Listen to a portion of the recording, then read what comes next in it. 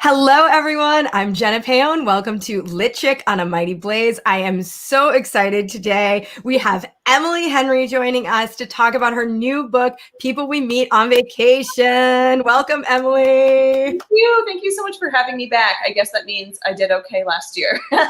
You did great. I think by every measure, you've done great. Beach Read was one of the biggest smashes of the summer. Unsurprisingly, it's so good. And People We Meet on Vacation is already cruising. You are, if I'm not mistaken, number one right now on the New York Times bestseller list. Yeah. In paperbacks, right? Huh? On paperbacks, right? Yes, that is correct. How does that feel? Sorry, I'm like jumping right in with it. Number one. I love these. Number one. It's so surreal. Like I think I'll cry, when people say really nice things to me and that sort of thing. But for good book news, a lot of times I just sort of have like an out of body experience. And I did sort of have that out of body experience, but also I already posted this on Instagram, so it won't be news to some people. But when my editor called to tell me, I just started screaming, no. Yeah. That was just my instant reaction was like, I'm misunderstanding this. It is not possible. So, it feels incredible. I don't know. It's like the 1 in a million thing. I thought Beach Read would just never be topped as far as like reader response, and somehow people have come out even more for People We Meet on Vacation. It's incredible. I love it. It's almost like you're really freaking awesome and everybody knows it. And you write joyful, wonderful books that make people happy. It's so great to talk. You are just like a ray of sunshine anyway. And your books are such a ray of sunshine. And like, you can just feel the love that you put into them. It's so fun to talk to you always. Folks who are joining us, feel free to send in your comments and questions to Emily. We're going to try to get to them at the end. But first, let's just jump in. I'm going to do a little intro to Emily in case you don't already know who she is, which I'm sure you do, and then we'll start talking about People We Meet on Vacation. Emily Henry writes stories about love and family for both teens and adults. She studied creative writing at Hope College and the now defunct New York Center for Art and Media Studies, and spends most of her time in Cincinnati, Ohio, and the part of Kentucky just beneath it. Her romantic comedy debut, Beach Read, spent 12 weeks on the New York Times bestseller list, along with weeks on the Indie and USA Today bestseller lists. Her books have been featured in BuzzFeed, Oprah Magazine, Entertainment Weekly, The New York Times, The Skimm, Shondaland, Betches, Bustle, and more. You can find her on Instagram as @Emily Henry Wright. Sorry, we'll link to that. And People We Meet on Vacation, as we said, is a recent New York Times #1 bestseller. It's one of Pop Sugar's 42 books everyone will be talking about in 2021, and one of Marie Claire's 2021 book releases to pre-order and thank yourself later. The tagline is 2 best friends, 10 summer trips, 1 last chance to fall in love. Emily, congratulations and welcome again to A Mighty Blaze. Thank you so much. Oh my gosh, sharing that list is, again, just like the out-of-body experience. Like this is the dream that I'm having. It is, right? And it's so fun. Like, I don't know. I feel like it's so fun to see the evolution. And we're going to talk all about your journey and everything. But first, let's just get into what is People We Meet on Vacation about. Give us your elevator pitch. Tell us a little bit about the book for those who haven't read it yet, which I feel like already people are like reading it, like getting it, reading it, and devouring it. Yeah, but we'll go spoiler light just in case. Absolutely. No spoilers. My elevator pitches are always like, that's going to be a long elevator trip because I am not succinct. But People We Meet on Vacation is the story of Alex and Poppy, who are 2 best friends. They met in college and they didn't really have anything in common, but for whatever reason, they just hit it off and kind of become each other's like staple, the person that they need. And so every year they decide they're going to take a summer trip together, even as their lives kind of go off in different directions. He moves back to their hometown in Ohio to teach, and she moves to New York to pursue her dream of being a travel writer. And this 1 week each summer is sort of what holds them and their friendship together. At the start of the book, though, they've had a big falling out on their last trip, and it's been 2 years since they've really spoken, aside from like happy birthday text messages. And Poppy is having a hard time. She has everything she thought she wanted, but she still just has this empty feeling. And she decides that what she needs to do to be truly happy is get Alex back into her life. So she talks him into taking one last summer trip hoping that she can fix their friendship. And it is kind of just like the trip from hell. It's awesome. It's wonderfully bad.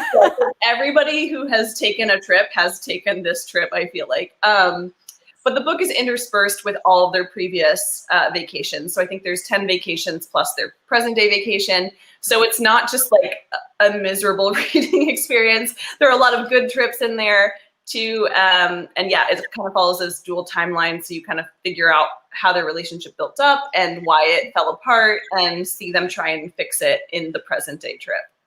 I love it. It's such a great, like, high concept thing, you know, like I love, like, as soon as I heard the concept behind it, I was like, oh yes, I'm gonna get to go on all these trips with them. And like, surely, like, and you did not disappoint. Like, we got to travel with them to so many cool places, which we'll talk about in a little bit. But I'd love to hear, so what was the inspiration behind this? Because I have to assume you were already working on this while you were publicizing Beach Read last year. And obviously you had, we heard last year, if you want to all check out our conversation with Emily from last year, we'll link to that at some point, maybe throughout the interview, or if we can't find it, then, just go to A Mighty Blaze and check it out. But what was it like working on this book after working on Beach Read? Where did the inspiration come from?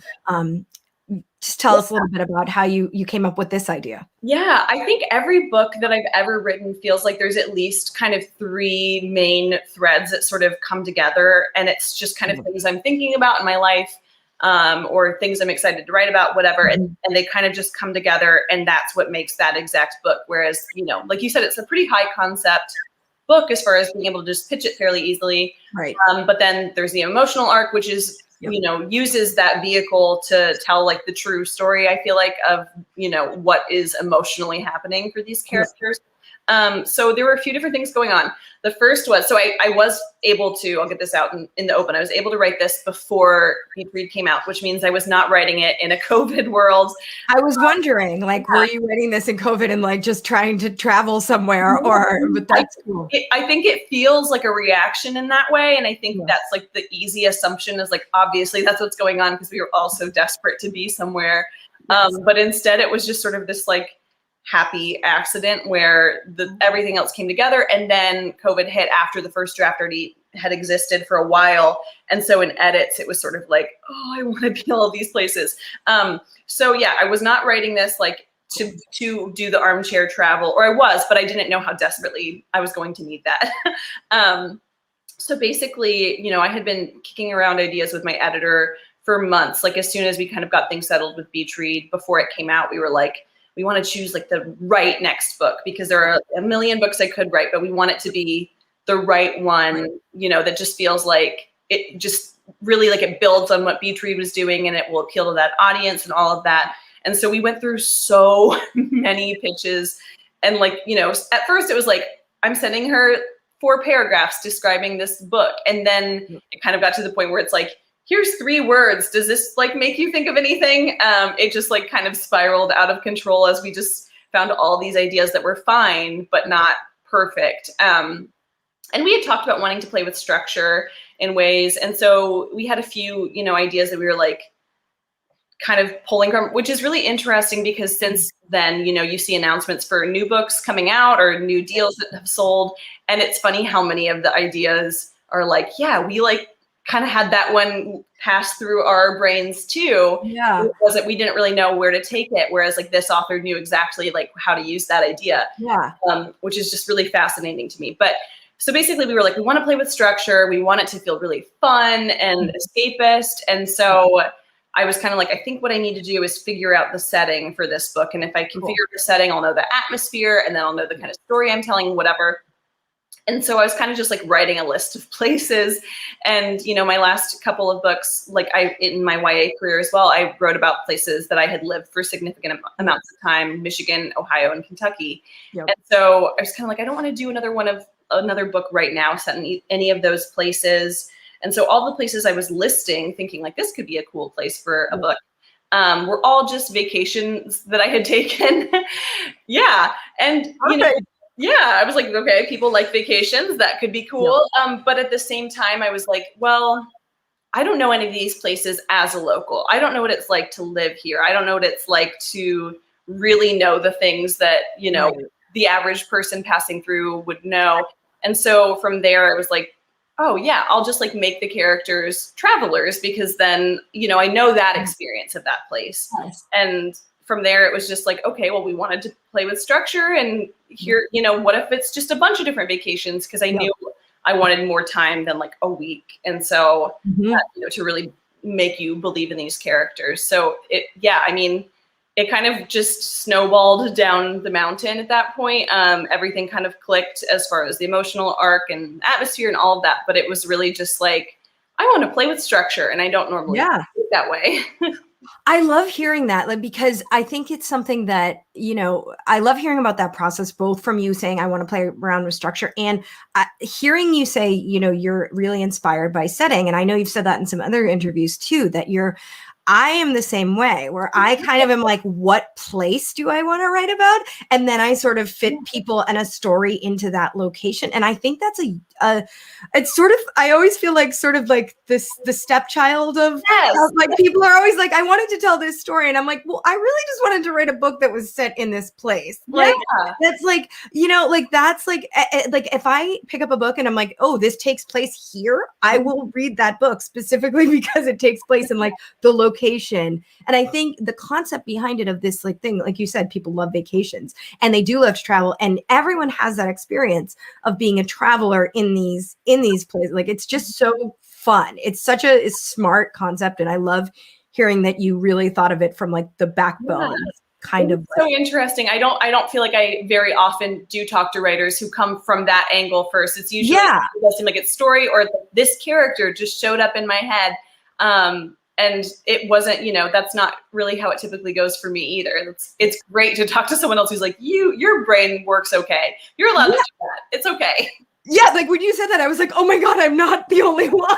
Like, it's such a, or do we have any other setting oriented people out there like watching? Because I would love to know if anyone else is like, it's as weird as that. I feel like setting oriented readers, like that's absolutely a thing, because I think it's like, that's why you're picking up like an Ellen Hildebrand novel. Like, exactly, because it's set on Nantucket.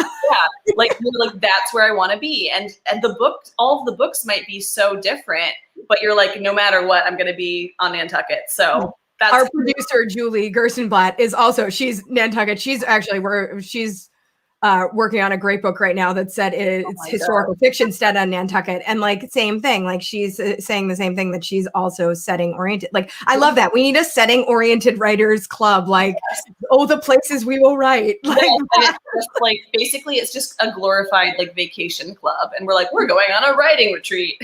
Exactly. That's like, I'm like, where do I want to live for like a year and a half in my head? Yeah. Like, not where am I actually, but like, where do I want to live? I mean, that was the same thing with Beach Read. It was like, I didn't have any other detail of the story, but it was like, I want to write a book set on the shore of Lake Michigan and one of their like beachy towns in the summer. And that was sort of like, everything else came from that. I love this. Oh, I'm so into it. I would talk about this forever, but like, let's move on to actually talking about a few other details of the book. Okay. This is like, it's so like validating to hear. I know, same. And I see other people in the comments are saying the same things, that they're also like very setting oriented. There are more of us out there. We're gonna make this. Maybe we just don't think it's the cool answer. Maybe we think we would be like, oh, the characters showed up and they wouldn't stop talking to me. Whereas I'm like, I had to like build this character out of clay and I hated their guts. So let's talk about this, because your characters are also awesome. Poppy is so great. So Poppy is our protagonist. Poppy and Alex are our main couple in the book, or friends, but you know, there's some romantic tension going on. And let's talk about Poppy, because one thing I love about your book, and I'm so happy to see this in general. Like, I feel like now the female protagonists in books are becoming so much better. Like, they're just like, because we have all these powerful, wonderful women writing them, and everybody's finally like, okay, I don't have to write women in this way. I'm going to write women how women are, how I am, how we actually want to be. Poppy's so smart. She's so fun. She's vibrant. She's not your typical, like what you think of, or rather, she's not the old rom-com. Yeah, right. heroine. She's the new rom-com heroine, which is to say, she's multidimensional. She is sometimes a little bit out there, sometimes doesn't do the right thing, makes some questionable decisions, but is smart, lovable, warm. She's really a good egg. Can you talk a little bit about creating her and what that was like? Well, it's so interesting because I was just complaining about sculpting these characters, and that usually is true for me. I mean, I'm working on my next book and I'm on like draft 48 and I'm just like, who are you? Yeah. But Poppy is the easiest character that I've ever written in some ways and then the hardest in others. Somebody says Poppy is so relatable. I love that. Yeah, she was so easy because there is so much of me in her in a way. I mean, I think that's always true, but this was sort of like young Emily. It was like, in college, I feel like I was more like Poppy before I sort of mellowed out and was like, not do that all the time. But at the same time, I think I was, like you were saying, it's like, I do feel like for a while, especially in love stories, it felt like female characters a lot of times were either kind of meant to be like someone you can just map yourself onto, and it's this is like the Mary Sue of it all or whatever. She's like a cardboard cutout and you can self-insert yourself into this scenario, which obviously super vague, like, and that's why like they would always be like, just quirky enough, but not too they're not the star of the show usually. And I mean, that's there's obviously so many exceptions. I don't want to say like, I know I'm not the first person to write an interesting character. But that, or I feel like a lot of times it's like the woman that you want to be, or just like, more of like a trope in some ways. And I think with Poppy, it felt like this is the woman that we are, the royal we. I think there's like the fear with writing Poppy was like, is she too much, or are people going to think like she is too quirky? I think there was like a few year span, kind of like in the early aughts, maybe, of like people, or like later aughts, people being so sick of like the manic pixie dream girl. And the kind of defining characteristic of that was that this character who's like weird and out there and like doesn't care what anyone thinks. The defining characteristic was really that she was just there to like open up a man's world and like bring him joy and teach him how to like laugh and, loosen up and not care what anyone thinks and whatever. And so it's interesting because in a way I was playing with that dynamic, but like the book is very much about Poppy's journey. It's about like Poppy, discovering her place in the world. And I don't know. I mean, I just knew her so vividly from the beginning and felt very protective of her. But when I'm writing, one of the reasons I typically, not always, but typically write in first person is because I don't want to be judging the characters while I'm writing. I want to make the decisions, which I am curious to get, like, kind of hear your take on this too, from a writing standpoint.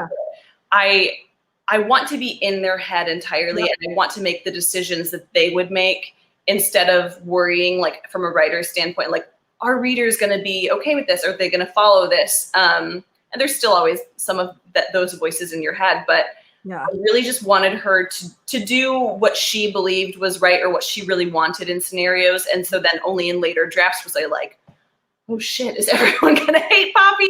And luckily, there's always going to be some people who hate any character in any book, and that's fine. But it's been like really nice seeing how many people really do relate to her. And I think we also kind of expect, book people to relate more to the Alex of it all, who's like shy and reserved and kind of socially awkward. And it's interesting because who is awesome too. Like, we have to talk about Alex because he's just so like, again, I'm just so happy to see books. Like, I feel like I grew up on, like, I'm so happy to see us move away from the toxic love stories. Yes. I'm so happy to move away from toxic relationships. I'm so happy to move away from the trope of like the guy is mean and like there's a bickering element to their, like, there's this, like, the I don't think I'm giving anything away by saying that, like, one of the big things of the book is like, are we compatible? Because, we're like, so different. We're so different. But it's you strike this lovely balance of because I think they're real people, like they seem like real people, you have a great way of balancing. You balance the manic pixie with the every girl so that it becomes this thing that feels really, really real rather than an annoying caricature or a trope or anything like that. Like it just is. She just seems like a real person, and Alex seems like a real person because they're both so freaking weird. Like, but they're not like, and we're all so weird, but we're also all kind of normal. Like, we're not either or, and I really feel that with both of your characters. But let's talk about building Alex because, like, Alex, like, I just love him. Like, I just I just love him. I love him too. I mean, I think that shows through. Yes, I love all the comments. Yeah, so basically, like, again, like I knew, I should say this. I knew that I kind of wanted to feel like this book was an homage to When Harry Met Sally. And so I was like, okay, I want to create these two characters who are mismatched in this way. And like when they meet, there's just like, oh, there's no way that this is happening. Like, this is not a thing. And so when I was playing with that, I was thinking about Harry and Sally. And I knew I wanted to kind of swap them. I wanted Poppy to be the one who's sort of like not a romantic really, and who's just sort of like kind of in a way, like, you know, she's so whimsical and fun, but she's kind of clinical about her relationships. She's totally just, I enjoy dating, and I'm like, that's what I'm just going to date, and I'm going to see what my life is like when I'm dating all these different people. And like, I'm not thinking down the road, like, are we going to get married? Are we going to have kids? All of that. And then I wanted Alex to be the one who really kind of craves this stability and like is a bit of a secret romantic in that, like, he's not going to start a relationship if he's not like, this could be it. Like, this could be the person I spend the rest of my life with. And so I knew off the bat, like, that was sort of what I was going to be building their characters from. And with Poppy, like I said, it was just so easy. It was like, this is unfortunately who I was at this time. And like a lot of all. Weren't we all? And a lot of my friends, like all the best parts of Poppy, I like see in a lot of my friends too. And a lot of my friends are like wild, zany, like hyper loud, like women who kind of like to party, and their husbands are like reserved weirdos who like are, just like, I'm listening to this. If I could ever hear a description of myself and my husband, that is it. Like, like when you meet someone who's like particularly like bubbly, you're often not surprised when you meet their partner, and their partner is just like, hello, I'm a robot. And so like, I knew, you know, that was kind of the dynamic I wanted to play with there, because it does happen in real life. But I think from a person who's trying to be really practical, which in a way, in their own separate ways, they both are, that's like not what you would gravitate toward. Like Alex is like, I'm not going to start something if it can't be the real thing. And for Poppy, it's like, Alex is my best friend. Like, do I really want to risk like messing this up when it seems like there's no way in hell like we could last? And so it's like, I knew that was kind of what I think that Alex was just being pulled from so many different like versions of like my friends and their partners, like both of the characters sort of what were, where it's like, this is a thing that happens in real life often. And then like, you know, I always try and kind of think back to their childhoods. It's like, what made Poppy kind of this way, like the way she is, like she kind of revels in attention, but also like she has this fake, like, I don't care. And that's why, like, I don't care what people think. And that's why I'm so off the wall, when really it's like, she very much cares. And with Alex, I knew that he was going to want that stability, and that he was going to be very cautious with his heart, and have all of this love to give. And so, you know, I was thinking back again for his childhood, being like, what would make a person kind of into this role? And the other thing is, I am the youngest child in my family and only girl. And so their dynamic is like the bickering you were talking about. Like, I, growing up, was friends with a lot of boys, not because I wasn't like other girls, but that's because like that's who was around at my house. Like, I have a brother too, like that. I was there's a lot of boys around when you have boys in the family. Like, exactly. They travel in packs. Yeah, and when you're a sister, you're like so used to like poking and prodding and like annoying, I feel like, or at least I was. And so that is like a very common dynamic in my friendships. Like, even like my friendships now, like another author that I'll shout out, my friend Jeff Zentner, whose books are phenomenal. We have very much like this brother sister vibe, where it's like, I love to annoy this person because it's it's like this familiar thing where it's like, I've lived my life annoying a lot of boys and then a lot of men.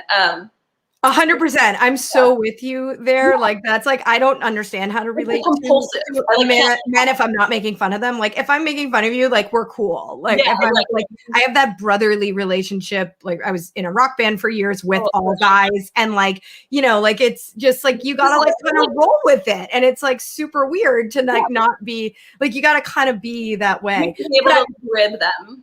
But what I love is like, that's like, that bickering is like, again, based in like love and respect rather than that toxic dynamic, which the Carrie Mr. Big thing, where for so you're just like, you should not be with this person. Because obviously you should be with Aiden. Who would not be with Aiden? Yeah. Can you talk a little bit about like building that? Because like you have great tension, but it's not tension where I ever worry about the characters, like, and think you are unhealthy for each other. It's more like you need to grow up and get to a place so you can be together. Like, you know, like, can you talk about a little bit about how you go about putting those healthy relationships? And it seems like that's a thing you really think about. So I really appreciate that that's something that you like see and called out in the book, because, you know, I read Twilight, like we all did. I read Twilight, and there, you know, it's like there's that intensity of like, I feel like young love, especially, you know, it's so easy to get swept up in. But I think now, like, you know, writing books for adults about adults, first of all, I don't really know how to write about people falling in love and like believe they're going to stay together without sending at least one of the characters to therapy. And then everyone went to therapy, because it's just like, you could make it for a few years. But eventually, like, something's going to come up, and it hopefully at least one of you will like have the tools to process it. But yeah, I'm like so with you. I've been thinking about this a lot because I really love the enemies to lovers trope. But I've realized I'm really picky about it, because there are two different things that like kind of drive me up the wall with it. And it's like, in one scenario, sometimes I do think like these characters really are being very mean to each other in a way that feels like they don't respect each other, and it's going to be really hard to come back from it. And when they get into a fight, like, is this what's going to bubble up again? Like, you know, it can be fun and there's like drama and tension and whatever, but it's like, I really do believe you like need to be like kind to your partner when it comes down to it. And then there's like, you know, the scenario where it's like, okay, you're really not enemies, you're just flirting from the very beginning, and like, that's also fine, but it's like not actually what enemies to lovers is in my mind. Whereas enemies to lovers is more like how would you treat someone you disliked in real life? You're mostly not going to walk up and say like the most cutting, cruel, horrible thing you can think of. So yeah, I don't know. I do think about it. I think about it, and at the same time, it's like, I don't want to get into that judging of the characters mode and kind of just be like forcing them to behave better than like maybe they actually would. But there are some things that I just feel like that, you know, you can conquer a lot of things in a relationship, but it's just a harder sell. Are you going to give the characters the time to get over this thing that you put them through, or this thing that they've done to one another? And yeah, I don't know. I think it just kind of happens. I don't really know. Like I said, the therapy thing is like conscious. Like I always get to the end of a book and I'm like, well, like, well, they have to go to therapy now. Yeah, it's like I got the like it's just it's a delicate balance, right? Because there has to be enough conflict to make an interesting story. But there can't be so much. And I really appreciate that people are thinking carefully about this now, because like, as every like millennial woman who grew up and had like 18 toxic boyfriends in a row, like that they thought was like, well, this is my Mr. Big because he's so terrible to me. Like, and then you like start realizing like, I need to fix him. Wait a minute. Like wait a tick. That's maybe not the best way. Like, this is exhausting. Don't you want to just like hang out at home and like be having a pretty good time? Like most of the time? Isn't that what you're looking for in a partner? Is like, we're usually like kind of just chilling.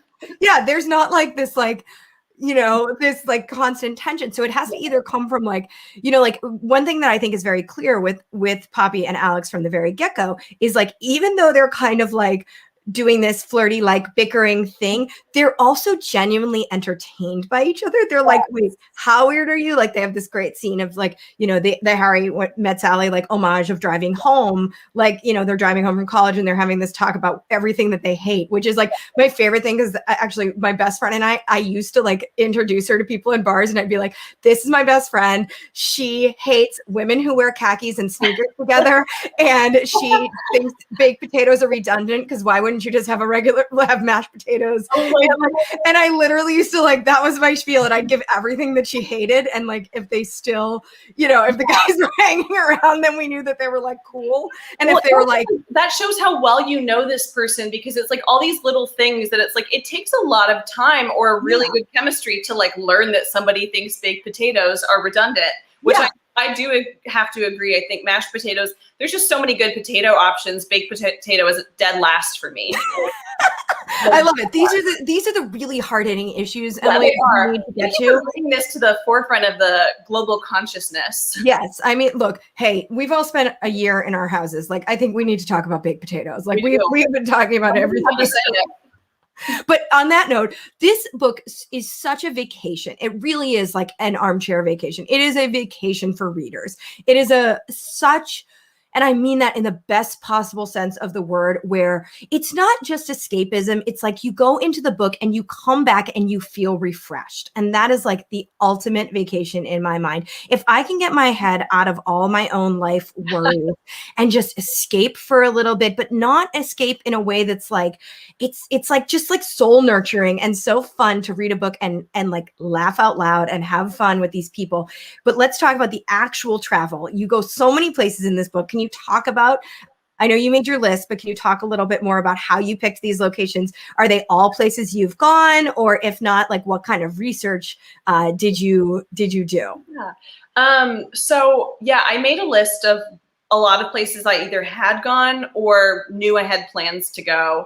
And that was sort of like the starting point. And then it was sort of like, okay, how can I organize these so it doesn't feel like two similar destinations back to back? Although all this happens really like, I'm not an organized person. I'm not a huge plotter. So when I say like, I started, you know, ordering them, it's just sort of like vaguely happening in my brain. And like, then I'll forget and put them in a different order when I'm, but so anyway, it's like all just kind of drifting past, my brain, and I just grab what I can. But yeah, so it was like I had been to all of those places except for Tuscany and Croatia. I knew I was going to both of those. I had a trip scheduled and I was really excited and was like, okay, I'm gonna set these trips here and I'll kind of write them and then I'll, you know, tweak them based on those trips. Had I already been there? I can't remember. Time is just nothing at this point. Time is nothing. We don't know. Yeah. So I don't know. I either was going there or I knew I'd be there. And then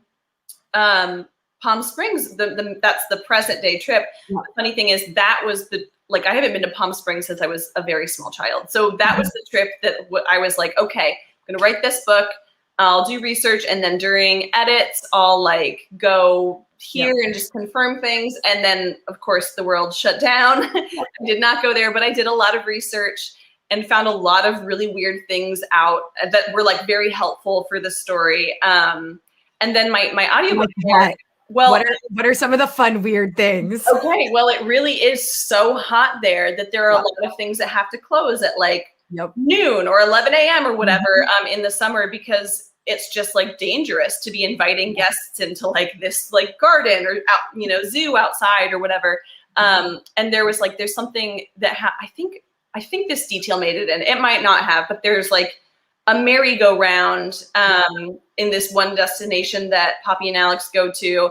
And the merry-go-round, it turns out, is closed because the metal gets too hot and like you could burn yourself. So it was like a lot of Palm Springs, never change. And then I was just like Googling, like trying to figure out, okay, where would somebody go if it's so hot, everything's basically closed and they're here for a week. And so I was just kind of like looking at things and figuring out like this would be air conditioned, like this would feel good. So that's kind of like, you know, somewhere they end up going.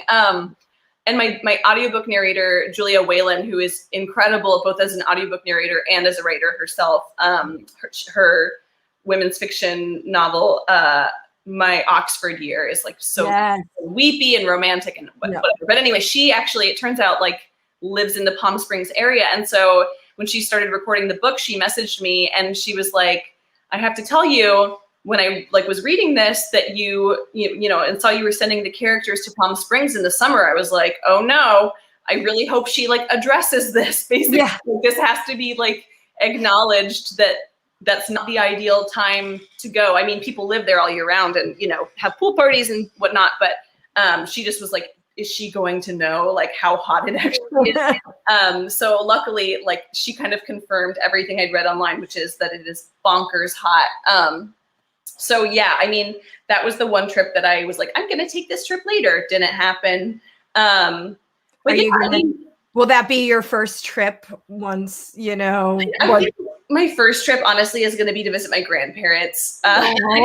They live in Oregon, so I'll be doing that hopefully sometime in the next month. And then after that, I'll go anywhere, but I just miss them and they're very old. So this is my time to go see them. I haven't seen them in so long because of COVID, but yeah. It's been so hard. I mean, it's just so hard to like all of the things that we've all missed over, you know, this past year and a half and all of the hard things. Like, that's awesome that you're going to, I love that answer that you're going to go see your grandparents. It's just like a retirement community for a week. Oh, I love it. No, that's the best. Go for it. I love it. Maybe it'll inspire your next book after the one I'm sure you're already working on, which we'll get to later. Thank you for that. And I don't hate that idea. I mean, most of my trips are spent there just like, we, at the end of the night, just drink a Jack Daniels and Coke and play dominoes, and it rules. I'm like ready for that lifestyle. I know. I'm so with you. Like, drink tea and go to bed early, but also like having the I like the Jack and dominoes combination. I know, it's my grandpa's like go-to. He always is like, you know what? I think my friend Jack's about to stop by, and then he like gets out and has his one drink, and it's just like the best, the very best. That's my dream vacation right now. You are the cutest. And like, you're also so damn funny. Like, I have to say, like, your writing is genuinely funny. And I'm usually annoyed when books try to be like funny. Like, one of my biggest pet peeves is when books try really hard to be funny and they aren't. Yes. And like, you actually are really funny. And I think it's a very difficult thing to be funny in fiction. Like, I think dialogue in a movie or TV show is so much easier in my head to like make it funny. Totally. I have trouble being funny like on the page. And like, that's a thing that I think, you know, it often comes off as being weird or wry. And like, I actually laughed out loud a ton through this book, which I was not not that I wasn't expecting, but like, it's like, it takes you by surprise. And all of a sudden you're like, oh, that was like, you know, you're like, this is really fucking funny. Sorry, excuse my language, everyone, but it's really, really funny. Can you talk a little bit about your approach to humor in writing? Is that like, I sense that this is just you, and I sense you've found a really good way to tap into your natural voice. So if that's the case, any way that you do that, or is this? This is like great, but I also, you know, am working on my next book, and I'm like, I have never felt more unfunny in my entire life. And just like, how do people make jokes? And I think it is like the year at Home Alone where it's like, I haven't done it in a while. But yeah, I mean, I think really like the kind of tragic thing is I think that I'm good at dialogue because I watch so much TV. And so it's like, whenever people are like, you know, what are your dialogue tips? That's basically my go-to, is watch a lot of TV and watch TV that makes you laugh. But I'm so with you because I think there are some people who in real life are just so funny. And before they open their mouths, you know, like, I'm going to laugh at what you say, it's how you deliver it. And to then transfer that into a book is really hard. And as a reader, it's like, you can feel the same way. Like, you're reading something and I'm like, yeah, if Melissa McCarthy said this, I would be like rolling, but I'm just reading it in my head. And like, you know, I got tripped up when I was reading the sentence and it just kind of broke up the energy, whatever. But the thing, like, when, you know, you were talking about tension earlier and like they're bickering, that's like, I approach those conversations in the same way, which is that, you know, I don't know. It's like, sometimes you just meet someone and you're like, we have it. We have the rapport. And it's the best. And I kind of feel like you and I, like, this is a really easy, natural conversation. Sometimes you do interviews where you're like, so like, you feel like you're on like a weird first date. So tell me about your book. And they're like nothing. Yeah. pointing in the wrong direction. And yeah, but like the most exciting thing is like when you meet someone and you're just like, ooh, we have it. Like, yeah, this can bounce off of each other really easily, and it's so fun, and it makes me feel so smart. Yeah. Oh yeah. There's nothing sexier than like when you have that tete-a-tete with somebody. Yeah, like, I don't know why it's magic. But I think when I'm writing that, or when I'm writing fights, or when I'm writing almost any dialogue, I'm never really thinking of it as just like, maybe no one is, but as someone like person A says something, person B says something, person A says something, person B says something.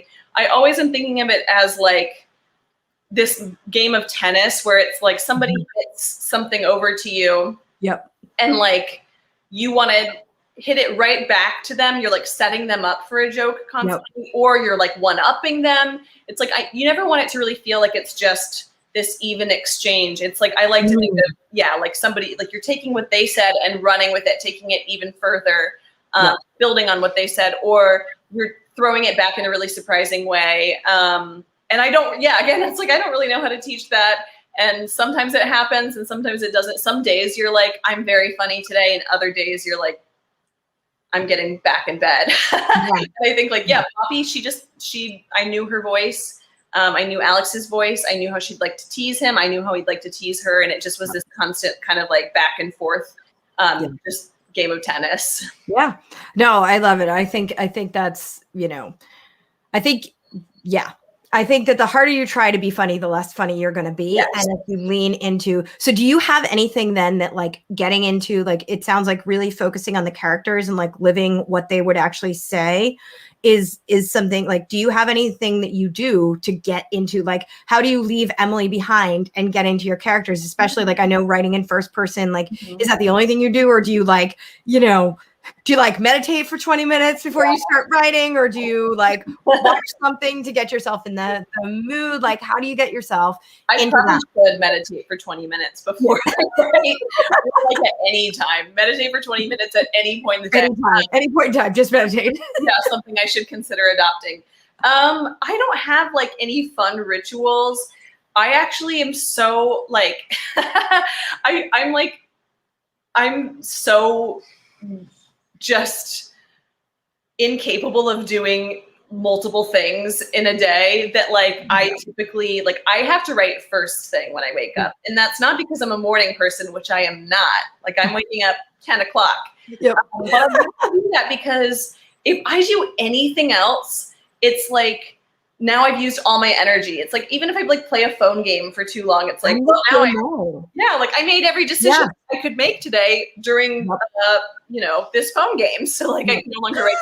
So the big thing I think really is I just try and write first thing in the day, and maybe that's helpful because there aren't a bunch of voices in my head. Kind of sink back into that character, and it does a lot of times. It takes a couple of pages of writing or revising to kind of just fall back into the rhythm and to see those characters. But I do find that the more that I know them, that just makes such a huge difference to just know like everything about them. And again, that happens in a fairly organic way for me. Like I don't write it down. I don't know. I'm a mess. It's a miracle I've finished. I'm a mess too. Like that, like let's embrace it, because like my brain is like a twisted pile of like glitter. Like that's like I said this, like my brain is glitter and nonsense. I said this last night, but like in an interview, but like it really is true. Like it's a joke, but it's actually true. Like my brain is just kind of like something I'm like, and it will go like down every direction possible. And like, quite frankly, like my writing reads like that the first time, like, cause I write like 9,000 pages. It takes 9,000 pages to say something. You don't seem to be that way though. Your writing is so clear and concise and like, and really, and so, so you're laughing. So what's the editing process like? Does it start like a big giant like rat pile of like or does it kind of like, because you said you're not really an outliner, do you just kind of write? Do you let and especially with this book with the dual timelines, did you write one before the other? Like did you write the for those of you, this is hopefully not a spoiler, but it's 12 summers. And so you start with the first summer, like you start with the summer of now. That's one arc is now. And then you go all through the past, starting with the beginning, and you roll through those 12 summers. So this is the visual. So how do you write something? Like, how do you keep it in your head, or do you just not? And then you're like, it's fine. Hopefully it'll turn out. I feel like that's why one reason I write so fast and like am just not a person when I'm writing. I am the book. I am the book, and like there is not exercising happening. There is not like bathing happening all that much. There are definitely not like meals that should be eaten. Yep. I just kind of am the book, and I just live it while I'm writing it. And that's really kind of how I keep it straight. And then in edits, you know, I will catch a ton of things. And you're saying, you know, the nonsense and glitter, like, oh my gosh, my first drafts are just so awful that it's every time I'm like, well, this is it. I've found out that I can't write a book. They're so long. I know, you know, I have a lot of friends who are like, oh, I really struggle to get my books to be like 70,000 words. And I'm like, every single draft, I'll like start out by cutting like 10,000 words, and then I'll add 11,000 back in of like different stuff. And then I have to do it again. So yeah, I mean, that whole piece of it, my rough drafts are usually pretty much terrible. And then I reread the books and I come up with like the list of things that will make it a book. And like at that point, I do sometimes outline where like I have this basic shape, and then I'll kind of outline or make note cards with different scenes and play with it there, see where I'm seeing weak spots. But for the first draft, it's really like exploratory for me. And I just want to write what I'm excited to write at that time. And I just kind of want to get it out and learn who the characters are, so that in the second draft, I can fill them in and pull more of their backstory in and all of that. But weirdly, with people we meet on vacation, I did my usual process of writing it very quickly without too much planning. Like I knew the basic gist of these characters' personalities. I knew, you know, the structure essentially. But it was really organic because I did write it as basically more or less in the order that it's published in. Yeah. And that worked really well for me because I didn't even know like how exactly their relationship ended or how it built up. And so it was like, I knew, you know, they loved each other very much and were inseparable at one time. And now things are very weird between them and they have a lot of like beef with each other, whatever. So I knew that and was kind of building toward the reveal. And every chapter that I was writing when I was switching off between, you know, present day and past trips, it just felt like I got to write myself a ton of cliffhangers where it's like I kind of get to a breaking point in the present day and be like, okay, now I want to go back and kind of give what just happened new meaning. And yeah, in a way, it's kind of this weird time travel vibe because, you know, I was kind of like, the present day is informing, like when you then read the past, you're like, now I understand like this because of how they're acting now. And I don't know, it just felt like this spiral, this slinky, where it was like, I wanted each section to kind of illuminate the last section that you'd read. So I kept getting to that breaking point and then kind of backing up and doing, you know, the other timeline. Yes. And yeah, like, and you feel that, like you feel like you have questions after you read each contemporary section, and then you're like, oh, okay, I get why. You know, like you really do learn in a lovely, natural way. You know, how these people got there. Like it's just so good. I mean, I can't talk enough about the book. I do want to just remind people that pick up People We Met on Vacation if you haven't. It seems like Amazon, which we, you know. Like go pick it up at your local indie. Joseph Beth Books in Cincinnati has signed copies, which is Emily's kind of local place, and she wants to give a shout out to them. Or, you know, bookshop.org is a great way to support, or just now that we can kind of go back into places like maybe your local indie is looking for some customers. Couple more questions. I know we're running out of time, and I want to make sure if anyone has a question for Emily, please just put it in the comments and we'll try to get to it in just a few minutes. Was there any part of this book that presented like a huge hurdle to you? Like, was there anything that you got stuck on? And if so, how did you get past it? Wow, I'm sure there was. Like nothing. It was easy. It was easy. It's always easy. No, I'm trying to think like, I'm trying to think back. I mean, like I said, there was sort of this fear as I was revising that Poppy would seem too spoiled or too selfish or too just whatever. And I think that was a big thing, was just like wanting, that was like an emotional hurdle for me. Yeah. But I'm not really sure what I'm sure I would have had answers a year ago when I remembered writing this book.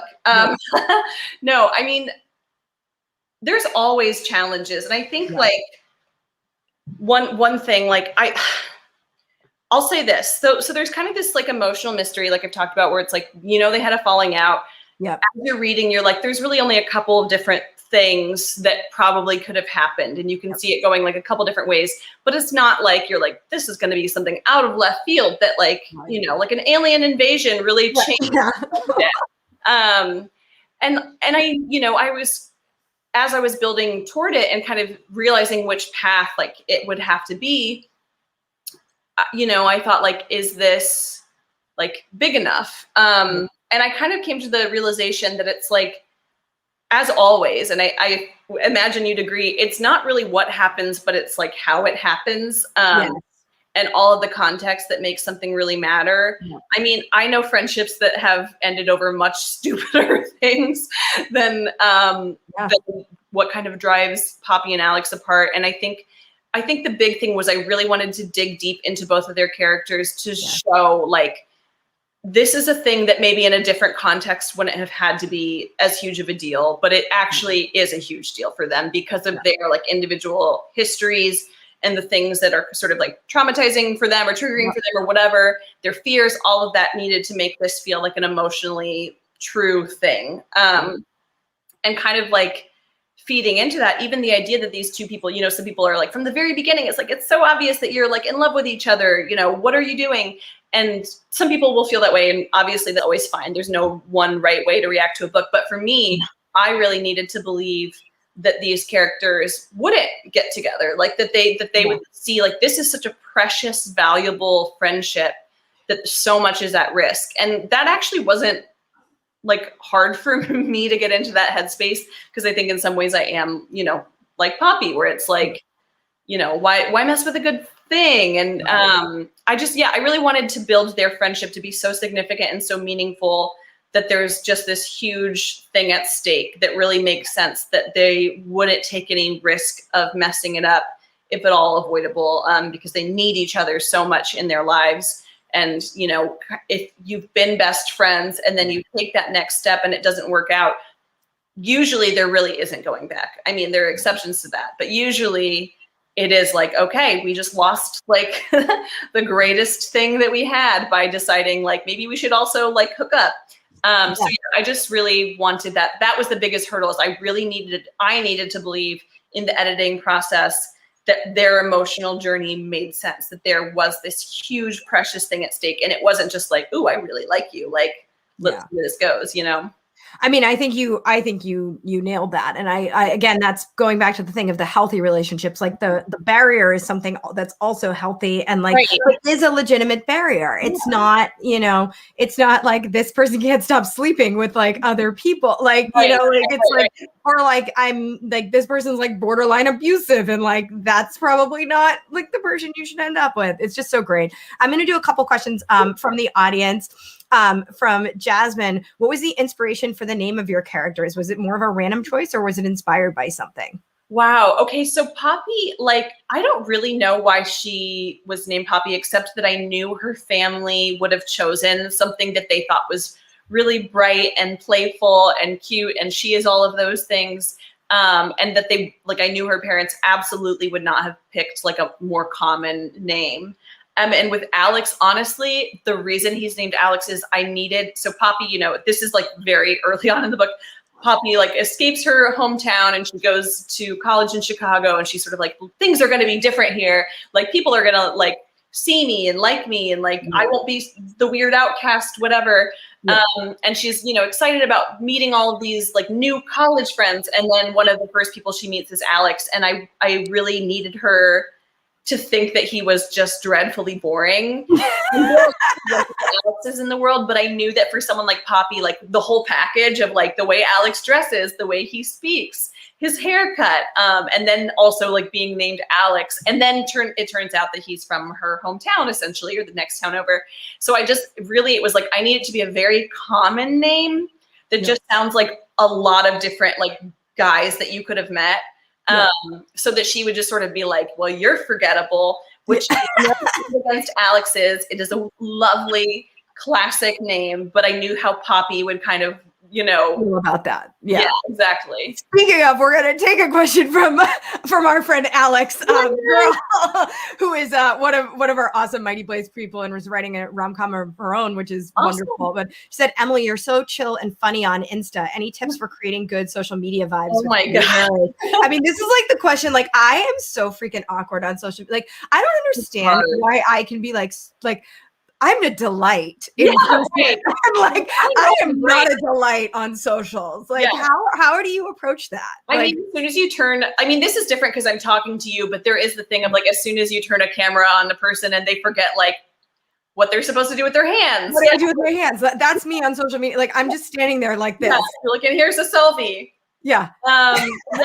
It's so weird. I don't know. I think like, it's so strange. I don't have, here's the spiraling answer toward the center where I'm like, I don't know.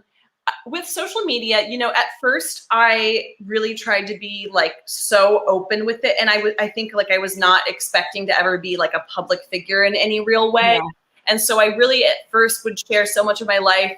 And after a while, like I realized like, this is like kind of like painful and hard for me to feel like I'm just allowing people I don't know. Like I didn't know that I was like a private person until just being like, oh, this is weird. Like, because I feel like these people are my friends, but I don't actually know them and whatever. And so then I was like, okay, I need to find like a new, as my audience was sort of growing, I felt like I needed to find a new way to engage with it. But it is weird because I think the only like positive value in social media is like authenticity, but it's so hard to be authentic on social media because you're seeing all of these other versions of people's lives that often are not like authentic. I mean, like, I don't know how I'm like, this is a desk situation. That's like bags that have been sitting on my floor for weeks. Like my life is chaos and I mostly don't expose that, but it's like it's a weird thing.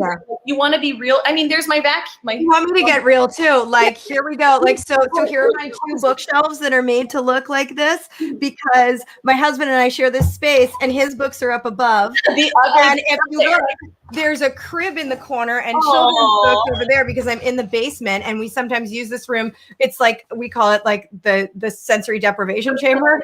And if the baby doesn't sleep, we put her in here because it's in the basement and it's pitch black and cold and now I'm back in the womb and but even in your book you have a line about this where you're like, I am creating, like, it's one of my favorite, like I actually want to post that on social media and be like I am putting these are fake images to create longing for a life that does not exist. And like so I think that's the bottom line is like, especially now, like Instagram, I will say I use this feature a lot, but ever since they introduced like the shopping and like the ads, Instagram, like they get me often, unfortunately they get me often, but it is like, you forget that so much of it is about selling you something and it's about telling you that you're not happy or that other people are happier than you and that you're missing something. And it's kind of to keep you searching so that you keep spending money. So I kind of like, so I guess the thing that I just kind of decided what my corner of Instagram would be. And I was like, you know what, the one thing that I know I can like authentically do is just like talk about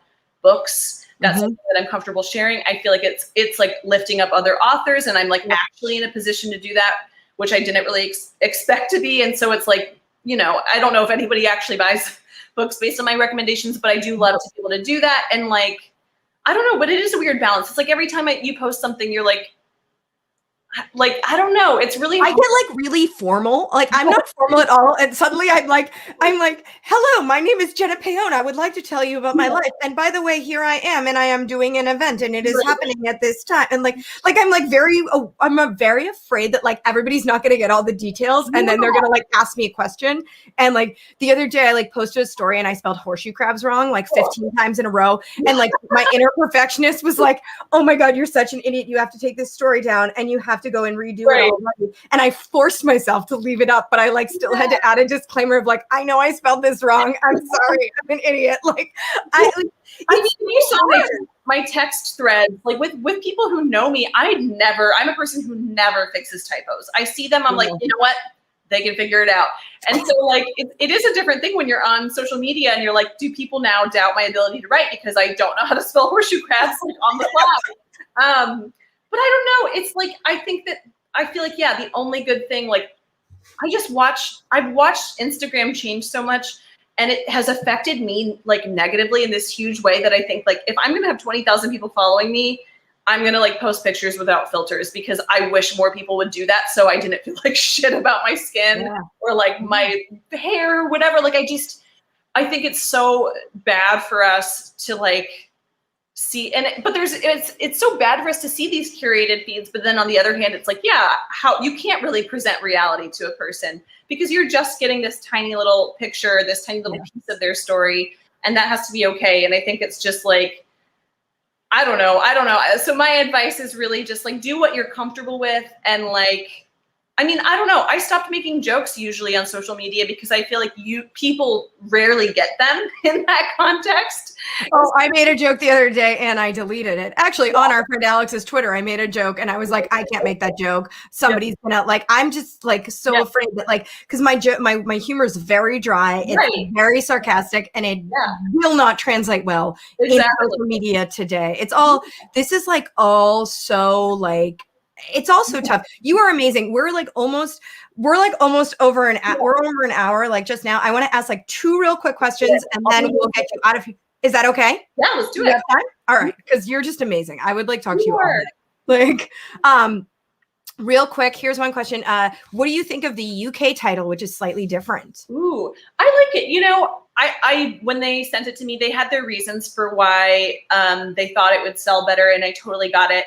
And my only concern was like, I said this to them, I was like, do you think like the you and me thing is like, there's too much of that? And basically what I found out was that there's a lot more of it in the US than there is in the UK.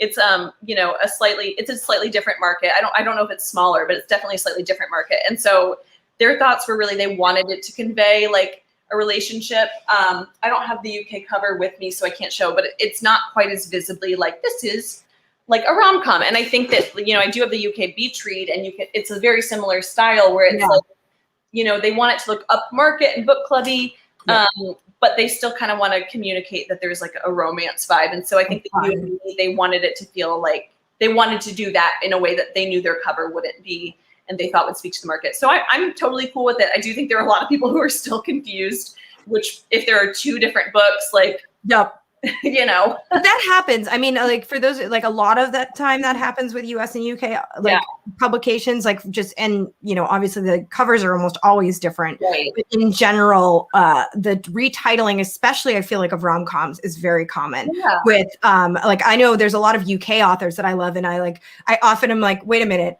Sometimes I'm like, did I already read this? Like, and then I'm like, yes, I did, because it's a different title now. And I just assumed that this was like, you know, like, did you title the novel? Did you title it at the beginning, or do you title it at the end? Ooh, weirdly, this is not always the case, but both Beach Read and People We Meet on Vacation were titled from the beginning. Cool. Beach Read, it was just like, this is the kind of book I want to write.